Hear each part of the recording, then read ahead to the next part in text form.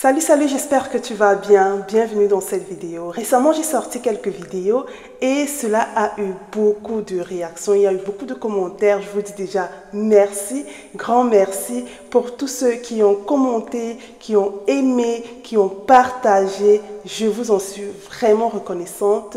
Ça me permet de grandir et vraiment grand merci. Sauf que dans les commentaires, beaucoup de questions sur Marie revenaient. Voilà pourquoi j'ai décidé de faire cette vidéo. Des questions sur pourquoi nous prions la Vierge Marie. Les non-catholiques ne comprennent pas pourquoi nous pensons que Marie n'a pas eu d'autres enfants. Et même qu'elle est restée vierge. Right? Pourquoi nous croyons à l'Assomption de la Vierge Marie?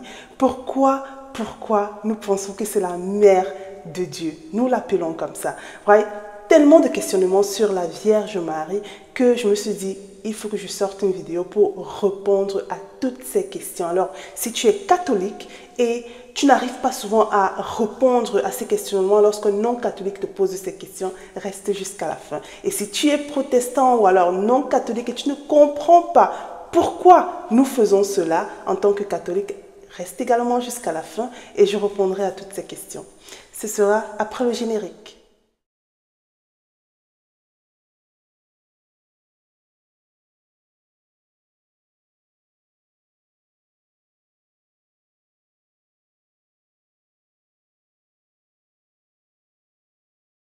Bienvenue dans cette vidéo, moi c'est Cathy Bomi. Si tu es connecté, je te dis grand merci. Ici nous parlons de Jésus, nous parlons de Maman Marie, nous parlons de l'Église, nous parlons de tout ça. Si ce sont des sujets qui t'intéressent, alors abonne-toi, ok? Merci d'être connecté. Aujourd'hui, nous parlerons de notre maman.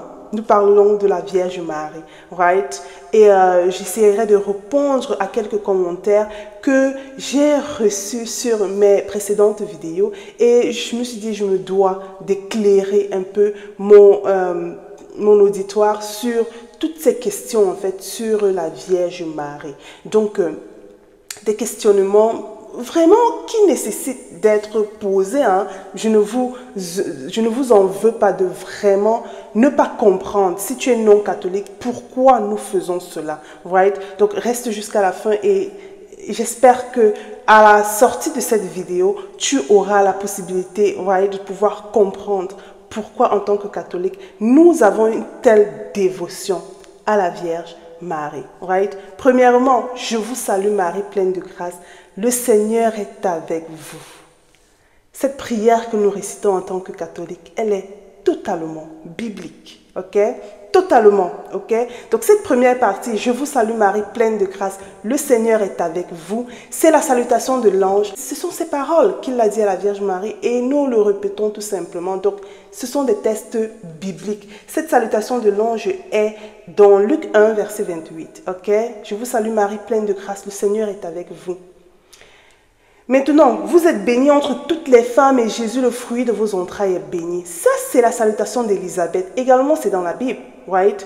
Donc, Élisabeth, lorsque Marie a eu son message venant de l'ange, elle s'est déplacée, elle allait rendre visite à sa cousine Élisabeth. Et lorsqu'elle entra, l'enfant qui était dans le sein de sa cousine a tressailli. Jean le Baptiste, il a tressailli dans le sein de sa mère. Et sous l'action de l'Esprit Saint, Élisabeth s'est exclamée: que me vaut l'honneur en fait que la mère de mon Seigneur vienne jusqu'à moi. Tu es bénie entre toutes les femmes et l'enfant que tu portes également est béni. Donc nous répétons ces paroles, c'est biblique. Ça vient de Sainte Élisabeth, right, la cousine de Marie. Et ça vient encore, cette troisième partie. Je vous salue Marie, pleine de grâce, le Seigneur est avec vous. Vous êtes bénie entre toutes les femmes et le fruit de vos entrailles est béni. Sainte Marie, Mère de Dieu. Ça vient encore de la Bible, Mère de Dieu. Donc j'ai reçu un commentaire là qui me demandait pourquoi nous appelons Marie la Mère de Dieu. Élisabeth l'a appelée la Mère de Dieu. Elle a dit la mère de mon Seigneur, right? Que me vaut l'honneur que la mère de mon Seigneur vienne jusqu'à moi. Ceci, tu peux le trouver dans Luc 1, verset 43, right? C'est dans la Bible. La mère de Dieu, Élisabeth l'appelle comme ça. Et je me suis posé toujours cette question, hein, comment Élisabeth a su que Marie était enceinte? Parce que Marie a eu sa prophétie, en fait, que tu vas tomber enceinte, tu porteras le sauveur de l'humanité. Et directement, elle s'est retrouvée chez sa cousine Élisabeth. Et à peine elle entrait, que Élisabeth s'exclamait sur l'action de l'Esprit Saint.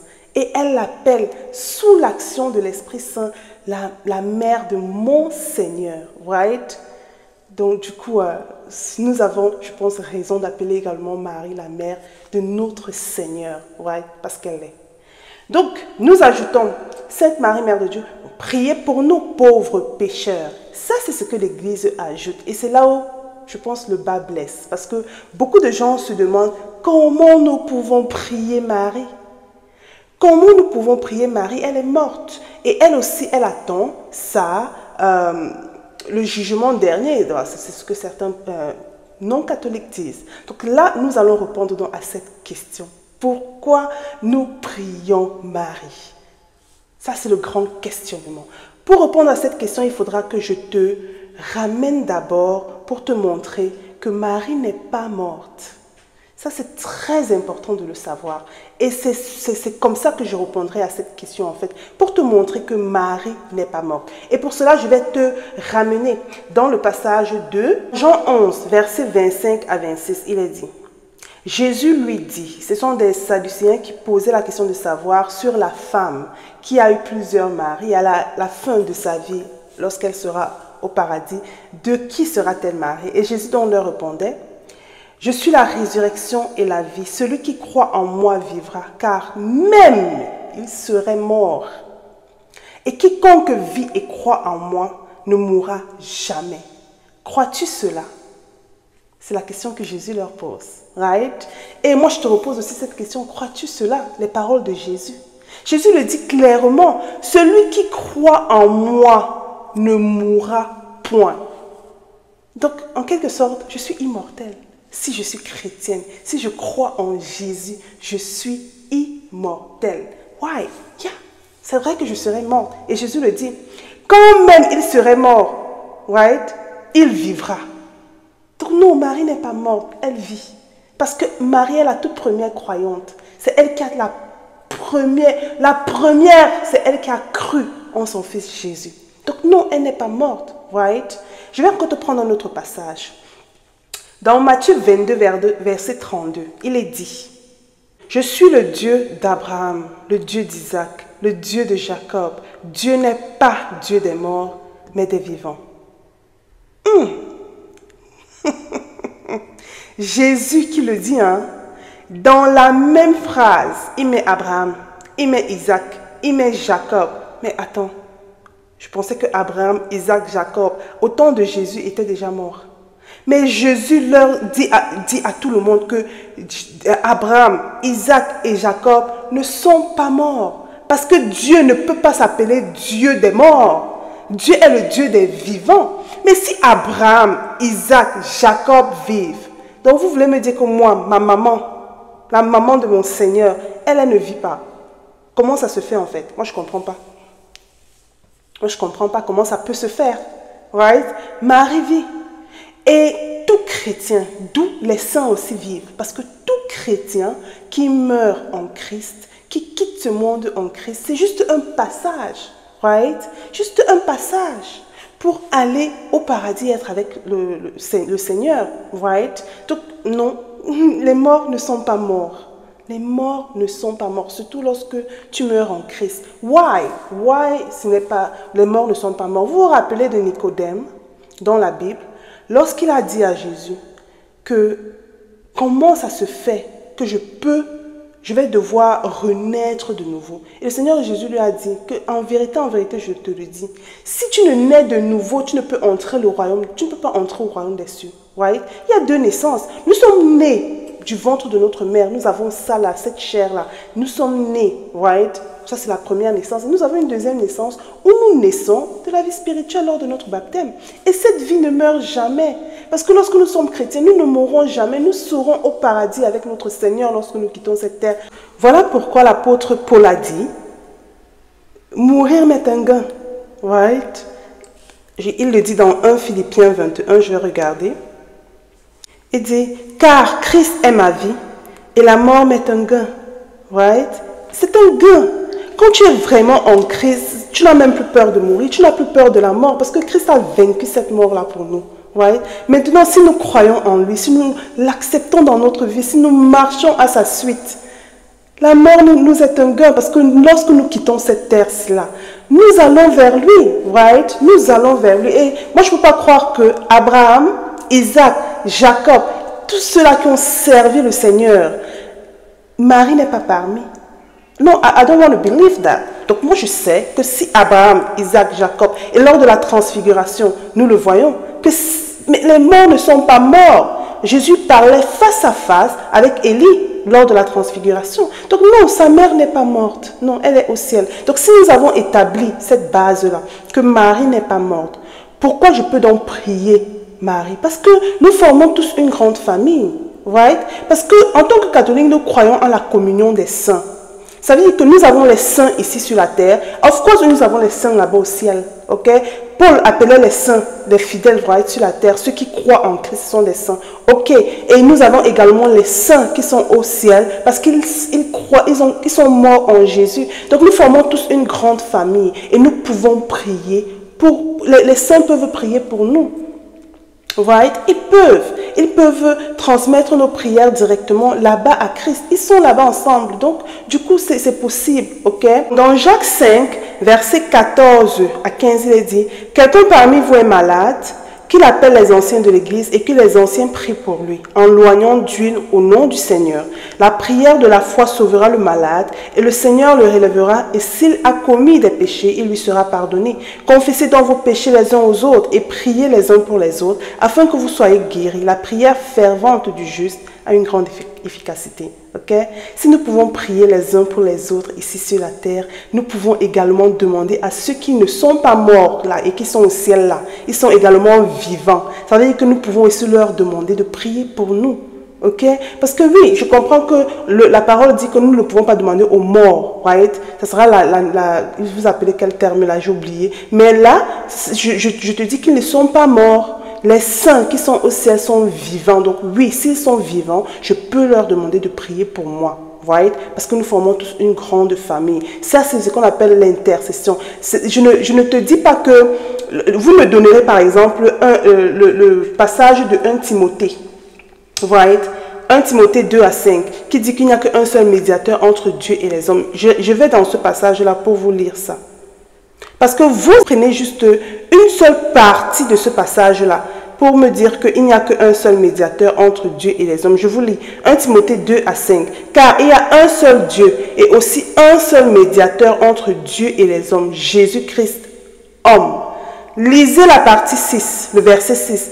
Jésus-Christ, homme, qui s'est donné lui-même en rançon pour tous. C'est très beau. C'est le seul médiateur qui s'est donné en rançon pour moi. Marie ne s'est jamais livrée pour moi. Et jamais je n'affirmerai un truc pareil. Right? Les saints ne se sont jamais livrés pour moi. Le seul médiateur entre Dieu et les hommes qui s'est livré pour moi, c'est Jésus. Right? Mais toi, tu es un médiateur entre ton frère et Dieu. Tu peux le faire. Tu ne sais pas ça? Quand Jacques te demande prier les uns pour les autres, ça veut dire que nous pouvons intercéder les uns pour les autres. Nous pouvons être médiateurs. C'est quoi la médiation? La médiation, ça veut dire que tu intercèdes. Tu es là pour ton frère et ton frère est là pour toi. Right? Vous pouvez prier les uns pour les autres. Mais celui qui est le seul médiateur mort sur la croix pour nos péchés, il n'y a pas deux. Ça là ne peut même pas avoir deux. Ok? Il est le seul, Jésus-Christ. Le seul. Mais lorsque tu pries pour ton frère, lorsque tu pries pour ta soeur, lorsque ton pasteur prie pour toi, et que le Seigneur même, ton pasteur n'a jamais prié pour toi et tu as été guéri par exemple, right? Il a intercédé.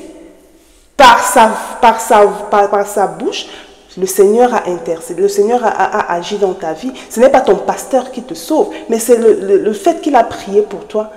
Right? Le Seigneur a agi. Parce que le Seigneur dit la prière du juste est très fervente. Right? Donc, sérieusement, j'espère que j'ai pu répondre à cette question de pourquoi nous prions Marie. Vraiment. Pourquoi nous prions Marie? J'espère que j'ai pu répondre à cela. Deuxième point, la virginité de la Vierge Marie. Certains disent que Marie a eu d'autres enfants. Non. Ok. Pour te parler de la virginité de la Vierge Marie, je vais devoir t'amener dans l'Ancien Testament. Prenons nos Bibles dans Nombre 30, verset 3. Ok. C'est très important que je lay the ground. On dit sur ce verset que j'établis la base sur ce verset pour que vous puissiez comprendre un tout petit peu les Écritures. Parce que lire les Écritures de manière superficielle ne nous aidera pas. Right? Il est très important de pouvoir regarder l'aspect global de la chose au lieu de se fixer sur un seul verset. Donc allons dans Nombre 30 verset 3 et je vais lire un tout petit peu pour que vous compreniez. Il est dit: lorsqu'une femme dans sa jeunesse et à la maison de son père fera un vœu à l'Éternel, il se liera par un engagement et que son père aura connaissance du vœu qu'elle a fait et de l'engagement par lequel elle s'est liée. Si son père garde le silence envers elle, tout vœu qu'elle aura fait sera valable et tout engagement par lequel elle sera liée sera valable. Mais si son père la désapprouve, le jour où il en a connaissance, tous ses vœux et tous les engagements par lesquels elle sera liée n'auront aucune valeur et l'Éternel lui pardonnera parce qu'elle a été désapprouvée de son père. Lorsqu'elle sera mariée, après avoir fait des vœux, ou s'être lié par une parole échappée de ses lèvres, et que son mari en aura connaissance s'il garde le silence envers elle, le jour où il en a connaissance, ses vœux seront valables et les engagements par lesquels elle se sera liée seront valables. Mais si son mari la désapprouve, le jour où il en a connaissance, il annulera le vœu qu'elle a fait et la parole échappée de ses lèvres par lequel elle s'est liée, et l'Éternel lui pardonnera. Le vœu d'une femme veuve ou répudiée. Ok, voilà. J'espère que vous avez un peu compris où j'en viens. À l'époque, aujourd'hui, nous sommes dans une société tellement sexualisée que tout se résume au sexe. Right? Tout se résume au sexe. Voilà pourquoi nous n'arrivons pas à comprendre un peu pourquoi Joseph et Marie pouvaient rester dans un mariage sans sexe. Ok? Mais dans ce paragraphe que je viens de te lire, lorsque la femme faisait un vœu à l'époque, ce vœu-là ne pouvait pas être rompu. Donc, Marie avait fait un vœu de chasteté. Right? Elle avait fait un vœu de chasteté au Seigneur. Pourquoi je vais vous dire ça? Vous allez comprendre cela lorsque nous allons arriver dans le Nouveau Testament. Right? Vous allez comprendre tout. Marie avait été consacrée au Seigneur. Parce que quand le Seigneur t'appelle pour une mission, les amis, le Seigneur a appelé Samson depuis, avant que Samson n'entre même dans le ventre de sa mère était, donc le Seigneur a interdit à sa mère de boire ni vin, ni boisson forte, ni ceci, pour préparer son serviteur. Right? Quand le Seigneur a appelé Moïse dès le ventre de sa mère, lorsqu'on tuait tous les enfants à Moïse, lorsque Moïse vivait, Moïse lui l'a échappé, le Seigneur le préparait pour pouvoir le mettre dans la maison de Pharaon même. C'est là où il a vécu parce que sa destinée devait être comme ça. Donc lorsque Marie également est née, elle a été consacrée au Seigneur. Elle a fait vœu de chasteté. Ok? Maintenant, allons dans le Nouveau Testament pour que vous compreniez pourquoi nous disons que Marie a fait vœu de chasteté. Nous allons donc au niveau de l'annonciation.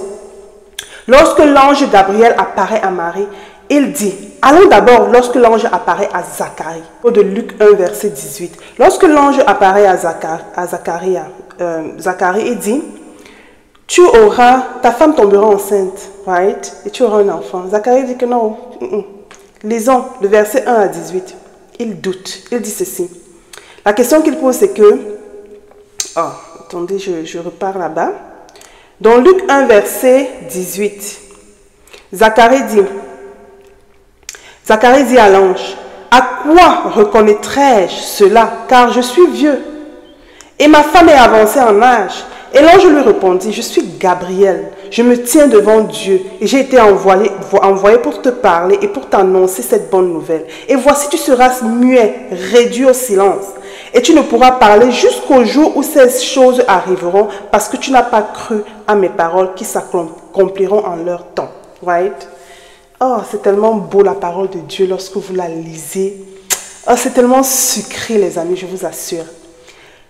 Regardons comment l'ange frappe Zacharie.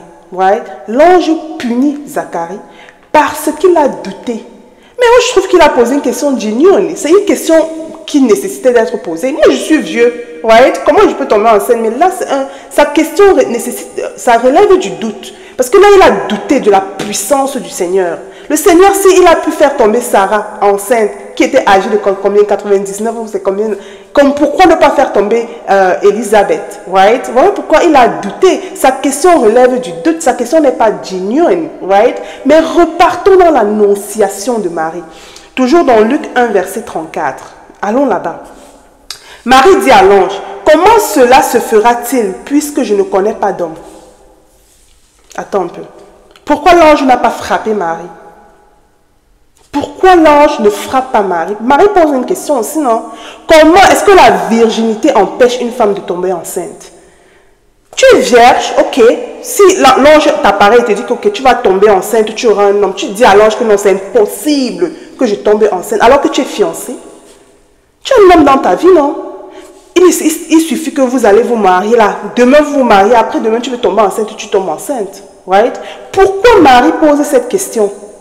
Et l'ange ne la punit pas. Non, l'ange ne lui dit pas que tu as douté du Seigneur, tu seras puni. Pourquoi? Vous ne vous posez pas cette question.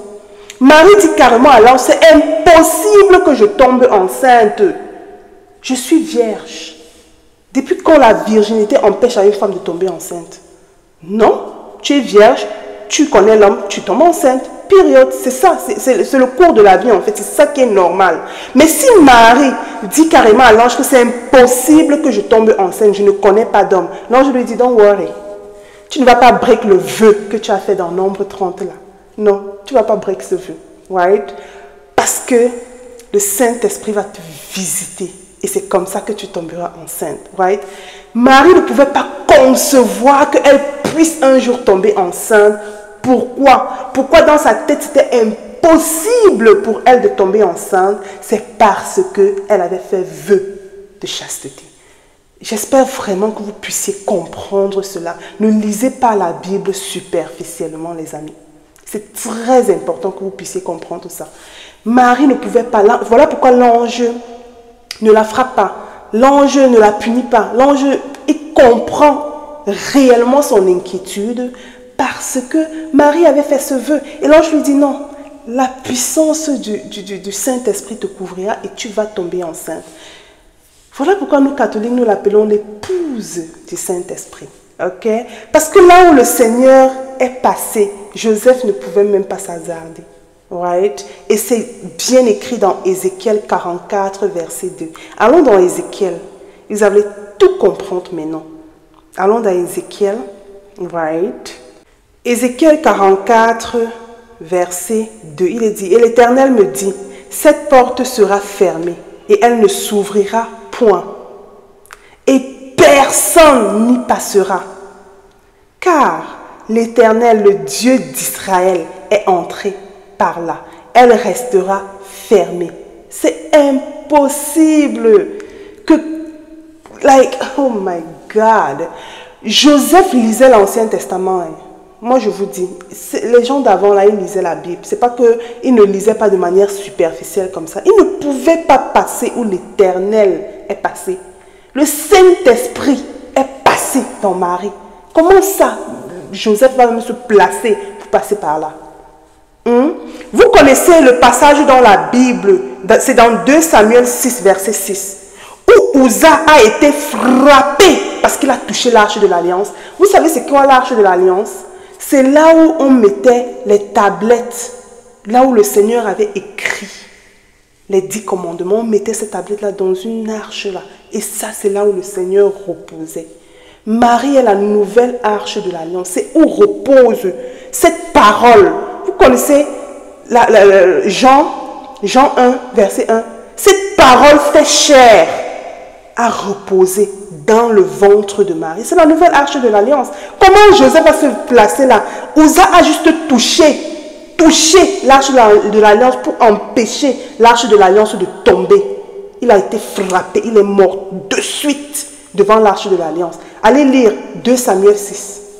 Jusqu'à David a eu peur que, papa, toi tu frappes quelqu'un de mort comme ça et tu veux que l'arche de l'Alliance vienne chez moi. Moi j'ai peur. Moi j'ai peur. Et comment Joseph va se lever pour aller vouloir entrer dans la nouvelle arche de l'Alliance? Impossible. Il faut lire les Écritures avec beaucoup de maturité, les amis. Ne lisez pas superficiellement. C'est très important. Très important. Ok? Donc non, Marie est restée fermée. Certaines personnes vont me demander que, comment elle a pu rester fermée alors qu'elle a accouché Jésus. Ça ne pouvait pas rester fermé. Moi, je te demande comment elle est restée fermée alors que Jésus est entré là-bas. Arrêtons de poser les questions un peu bizarres, vraiment. Et concentrons-nous sur l'essentiel. Le même mystère qui s'est passé, où Jésus est entré alors qu'elle est restée fermée. Ce même mystère, je ne vais pas t'expliquer comment ça s'est passé. C'est un mystère. Tu y crois ou tu n'y crois pas. Ok? Continuons. Je pense qu'on a établi la base que Marie n'est pas été vierge. Non. Et concernant les frères de Jésus, quand je vous dis encore, lisons la Bible de manière pas superficiellement. C'est clair et net que les frères de Jésus ne sont pas les frères de Jésus. Ça se dit. Quand on lit dans Jean 19, verset 25, allons lire très bien. Jean 19, verset 25, il est dit, près de la croix de Jésus se tenait sa mère. Comment s'appelle la mère de Jésus? Nous savons tous, Marie. Donc sa mère et la sœur de sa mère, Marie. Donc Marie se tenait à la croix. Il y avait la sœur de sa mère qui s'appelle Marie, qui est la femme de Clopas. Et il y avait Marie de Magdala. Dans la croix, il y avait 3 Maries. 3 Maries. Écoutez très bien. Ça, c'est Jean 19, verset 25 qui le dit. Repartons dans Matthieu 27, verset 55 à 56. Il dit, il y avait là plusieurs femmes qui regardaient de loin, qui avaient accompagné Jésus depuis la Galilée pour le servir. Parmi elles était Marie de Magdala, c'est la même Marie qu'on a vue dans Jean 19. Il y avait Marie, la mère de Jacques et de Joseph. Attends, il s'agissait de quelle Marie encore? Eh Seigneur Jésus. La mère, il lui a parlé de Marie, la mère de Jacques et de Joseph. Et c'est de la même Marie que Jean dit dans Jean 19. Il dit que cette Marie, c'était la Marie, la sœur de Marie, qui est la mère de Jésus, et qui est la femme de qui? De Clopas. Et c'est cette même Marie qui est qui? La mère de Jacques et de Joseph. Donc vous comprenez bien que quand vous dites que les frères, quand Jésus était en train de prêcher, on dit que ses frères l'attendent là. Vous comprenez très bien que ce n'étaient pas les frères qui sont les fils de Marie. J'espère que vraiment ça se comprend. Lisons la Bible et ne nous focalisons pas sur un passage bien précis. Parce que ça va nous perdre. Right? Ça va nous perdre. Donc, on a établi la virginité de la Vierge Marie, j'espère. Allons à l'Assomption, non, de la Vierge Marie. Je suis désolée, cette vidéo sera un peu plus longue que les vidéos que je fais d'habitude. Mais voilà, il fallait que j'explique un peu tous ces concepts sur Marie. Ok, donc là maintenant, nous avons parlé de pourquoi nous pouvons prier Marie, de la virginité de la Vierge Marie. Maintenant, ce troisième sujet, l'Assomption de la Vierge Marie. Beaucoup de personnes m'ont posé des questions concernant cela. Que nous avons inventé des fables pour dire que Marie est montée au ciel. Où est-ce que dans la Bible c'est écrit que Marie est montée au ciel? Bon, voilà. Parce que dans la Bible, nous voyons bien que Enoch est monté au ciel, nous voyons bien que Jésus est monté au ciel. Ok, ça se dit, ça se montre clairement dans la Bible. Mais où est-ce que dans la Bible, il est dit que Marie est montée au ciel? J'agree avec toi, on date. Il n'y a pas ça dans la Bible. Yeah. J'agree, right? Avec toi, on date. Mais, poussons le débat un tout petit peu. Veux-tu? Poussons un peu le débat. Où est-ce que c'est écrit dans la Bible que la Bible est la seule source d'autorité? J'aimerais genuinely que tu me dises. Qui t'a dit que la Bible, c'est le seul livre qui peut t'enseigner quelque chose? Pourquoi tu penses que la Bible, c'est le seul livre à travers lequel tu peux t'éduquer? Peut-être tu me prendras le passage de 2 Timothée 3 à 15 qui dit, 3 à 16 qui dit, « Toute écriture est inspirée de Dieu et utile pour enseigner, pour convaincre, pour corriger et pour instruire dans la justice. » Right? Tu me prendras ce passage pour dire que la Bible, tout ce qui est écrit dans la Bible est inspiré de Dieu. I agree with you. Everything in the Bible is inspired by God, right? Mais ce n'est pas seulement la Bible qui peut t'apprendre. Tu peux apprendre de quelque chose d'autre, right? Et j'aimerais te poser la question, je t'ai parlé tout à l'heure de Marie, qui est la sœur de Marie. C'est Jean qui le dit dans Jean 19, que Marie est à la croix avec Marie et la sœur de Marie. Quel parent va nommer sa fille Marie et nommer une autre fille encore Marie? Qui est Marie, la femme de Clopas? Qui est Clopas? Comment tu sais qui est Clopas? Nous avons les sources des personnes qui vivaient à l'époque avec Jésus, qui nous dit que Clopas était le frère de Joseph.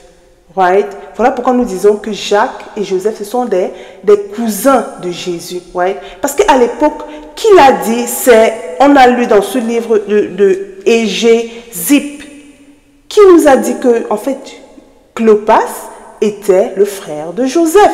Right? Mais non, moi je viens d'apprendre ça, je n'ai pas appris ça de la Bible. Mais c'est quelque chose que j'ai appris de la tradition, de l'Église. Est-ce que tu comprends un peu? Je ne sais pas si je me fais comprendre. Maintenant, si je te pose la question, qui sont les parents de Marie? Rien, ce n'est écrit nulle part dans la Bible qui a accouché Marie. Ça veut dire que Marie est tombée du ciel? Non. Mais je peux te dire avec assurance que Marie, ses parents étaient Joachim et Anne. Comment j'ai su ça? Comment j'ai su ça? Il y a d'autres livres qui l'a dit. Pour la première fois, nous avons vu le nom de Anne et de Joachim qui sont mentionnés par Jacques le mineur dans le pro-évangile de Jacques. Le pro-évangile de Jacques n'est pas dans la Bible. Right? Mais nous avons pu apprendre du pro-évangile de Jacques que Marie, les parents de Marie étaient Joachim et Anne. Donc vous voulez me dire que c'est faux? Est-ce que c'est faux en fait, que les parents de Marie étaient Joachim et Anne? Ce sont des gens qui ont vécu. Jacques le mineur, c'est un apôtre de Jésus. C'était un apôtre de Jésus. Donc il ment. Parce que ce livre, ce pro-évangile de Jacques n'est pas un livre inspiré de la Bible. Ça veut dire que c'est du mensonge, carrément tout. Je ne peux rien apprendre de ce livre. Vraiment les amis, poussons un peu la réflexion, s'il vous plaît. Poussons un peu la réflexion, right? Donc du coup, il y a beaucoup d'autres choses que nous pouvons apprendre. Voilà pourquoi nous disons que la Bible, nous en tant que catholiques, nous ne pensons pas, nous ne croyons pas au sola scriptura. Non seulement le sola scriptura, vous dites que c'est la Bible, uniquement la Bible, mais en plus encore la Bible, votre Bible a 66 livres. Vous avez encore enlevé 7 livres de votre Bible, mais ce n'est que sur cela que vous voulez vous baser. Vous refusez d'abord les 7 autres livres. Ma Bible a moi 73 livres. Vous enlevez d'abord 7 livres et ensuite vous vous dites que non, ce n'est que dans les 66 livres là que vous allez vous baser. D'autres livres peuvent enseigner quelque chose d'autre. Si toi dans ta vie, il n'y a que la Bible et rien que la Bible que tu lis, je suis désolée, il y a un problème. Moi j'ai plusieurs livres. Là ce n'est que quelque chose que j'ai exposé comme ça, mais c'est plein là, j'en lis beaucoup d'autres livres. Et je t'invite d'ailleurs à aller lire ces pères de l'Église. Les pères de l'Église, des gens qui ont vécu avec les apôtres, qui étaient avec les apôtres au temps des apôtres. Ils ont vu. Ils te témoignent, ils te disent que voilà, lorsqu'on te dit par exemple que, ou dans la Bible, il nous a dit comment par exemple Pierre est décédé, comment Paul est décédé, comment tu sais comment ils sont décédés? Si tu sais que Pierre aujourd'hui est décédé, c'est parce que ce sont ces gens-là qui te l'ont dit. Et tu y crois. Maintenant, quand on te dit toutes ces choses-là, tu y crois. On te dit par exemple que le père et la mère de Marie, c'est Joachim et Anne. On te dit par exemple qui est Clopas. On te dit par exemple comment les premiers disciples vivaient. Comment ils faisaient à l'époque leur vie. Si tu veux savoir un peu plus sur les apôtres, tu ne vas pas tout savoir sur la Bible. Tu peux lire d'autres livres, tu peux lire les livres des premiers chrétiens, tu peux t'appuyer sur la tradition. Et donc c'est ce que l'Église nous donne. Voilà pourquoi l'Église est très importante, les amis. Vous ne pouvez pas vous baser uniquement sur la Bible. Et vous avez vu comment vous baser sur la Bible a créé beaucoup d'autres religions. Parce que lorsque quelqu'un s'appuie uniquement sur la Bible et sur son raisonnement personnel, ça pose problème. Right? Il va falloir avoir une autorité. Voilà pourquoi il est dit dans 1 Timothée 3,15. Ce n'est pas la Bible qui est la source de l'autorité, right? Qui est la source de la vérité. Je vous lis dans 1 Timothée 3,15. 1 Timothée 3,15, il est dit... Mais afin que tu saches, si je tarde, comment il faut se conduire dans la maison de Dieu, qui est l'église du Dieu vivant, la colonne et l'appui de la vérité. C'est l'église qui t'a donné la Bible. C'est l'église qui t'a dit que non, voilà les livres qui sont inspirés et voilà les livres qui ne sont pas inspirés. Et c'est encore cette même église qui te dit que dans les livres qui ne sont pas inspirés, voilà ce qui peut être vrai et voilà ce qui ne peut pas être vrai. Si l'église me dit que la Vierge Marie est montée au ciel, j'y crois. Pourquoi? Parce que ma Bible me dit que l'église est l'appui de la vérité. Donc je sais que l'église ne peut pas mentir, right? Et le Seigneur a dit à Pierre, tu es Pierre et sur cette pierre je bâtirai mon église. Et les portes du séjour des morts n'auront aucun pouvoir sur elle. Le Seigneur a dit à Pierre, j'ai prié sur toi pour que ta foi ne défaillisse pas. Rien n'arrivera à l'église. Oui, il y a des turbulations. Oui, il y a peut-être même des mauvais papes. Je suis avec vous sur ça que tous les papes qu'il y a eu depuis 2000 ans, il n'y a pas que eu des bons papes. Ok? Mais l'église est là.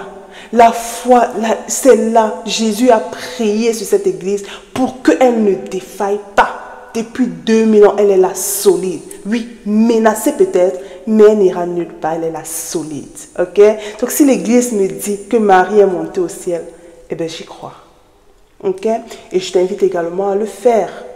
Parce que je ne vois pas pourquoi tu vas accepter un certain nombre de choses et refuser les autres. Si tu crois en la Trinité aujourd'hui qui n'apparaît nulle part dans la Bible, je vois pourquoi tu ne vas pas croire à autre chose. Ne trie pas. Quand tu prends tout. Right? Quand tu prends tout. Tu crois en certains trucs et tu laisses les autres. Non. Moi, quand je crois en tout. J'ai dit, quand l'église m'a dit, voilà ce qui est. J'ai dit, ok papa, j'y crois. Ok? L'église m'a dit que Marie est montée au ciel et je crois en cela. Right? Désolée si cette vidéo a été trop longue. C'est vraiment parce que je voulais répondre à tous ces paramètres-là. Et j'aimerais finir en te racontant une histoire que j'ai suivie. Un prêtre américain racontait, Father Mike Smith. Il dit ceci. Lorsque tu vas dans un musée, right, tu regardes, tu arrives, tu vois un artiste. Il a des jolis tableaux. Tout est joli, tout est beau.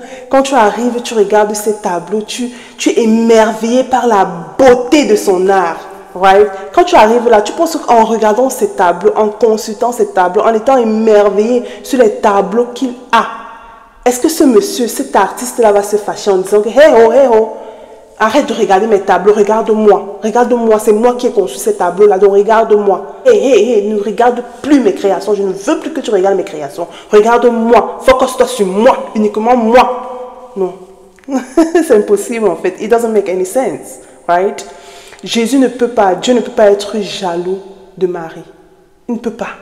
It's just impossible. C'est lui qui l'a créé comme ça. C'est lui qui l'a créé, qui voudrait même que nous ayons les regards fixés sur elle. Pourquoi? Parce que lorsque nous regardons comment le Seigneur a réussi à prendre une personne aussi ordinaire, aussi humble, aussi simple que Marie et a pu la transformer en quelqu'un d'aussi extraordinaire. Qu'est-ce que ça reflète? Ça reflète la gloire de notre Dieu. Ça montre que vraiment, ce Dieu-là, il est merveilleux. Il est grand, il est bon. Right? On ne peut pas, la gloire du Seigneur ne peut pas être...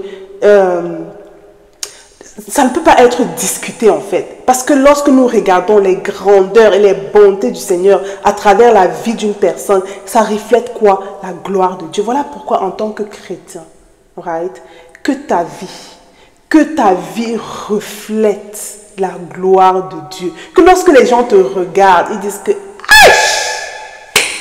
indeed we have a God. Right? Quand ils regardent ta vie entière, de la tête aux pieds, de tout ce que tu fais dans ta vie, quand ils regardent, ils te disent que non, il y a vraiment un Dieu qui existe. Right? Que nos vies soient un témoignage vivant. Et la vie des saints, la vie de Marie, la vie de tous, ce sont des témoignages pour nous dire qu'effectivement il y a un Dieu. Ça ne peut pas nous détourner de ce Créateur. Au contraire, lorsque nous regardons Marie, c'est pour qu'elle nous conduise encore à Dieu. C'est pour qu'elle nous puisse, on dise, Vous voyez un peu. Donc, c'est un peu ce que je voulais finir. Et que ta vie, à toi également, qui m'écoute, reflète la vie de notre Seigneur. Que lorsque les gens regardent ta vie, ils disent que, waouh, non Dieu, tu as créé. Right? Tu es l'artiste par excellence. Right? La vidéo a été très longue, je reconnais. Mais j'avais besoin de faire toutes ces clarifications, tout cela, pour pouvoir comprendre que non, Marie ne discute pas la place de Dieu. Marie ne discute pas la place de Jésus. Au contraire, elle est là pour nous amener à lui. Right? Il y a un autre prêtre qui a dit, Marie intercède et Jésus cède. Jésus ne lui refuse rien. Exactement comme à Canaan, c'est elle qui a intercédé pour ce vin. À la croix, Jésus a dit à son disciple, voici ta mère. Il a dit à Marie, voici ton fils. Et depuis, à partir de ce jour, le disciple l'a pris chez lui. Donc, recevons Marie également dans nos vies. Je vous assure, elle est extraordinaire. Ce qu'elle a fait dans ma vie. Oh, les amis, je vous raconterai mon histoire et vous serez tout simplement, ce sera pour un autre jour. Mais Marie a fait tellement dans ma vie et je ne peux pas comprendre que nous puissions aimer son fils et ne pas l'aimer elle. Right? She's just so good. So good. Right? Donc, acceptons-la dans nos vies. Accueillons-la dans nos vies. Et vous allez voir les merveilles que, à travers elle, le Seigneur fera dans vos vies. Right? Restez bénis et on se dit à la prochaine. Bye bye.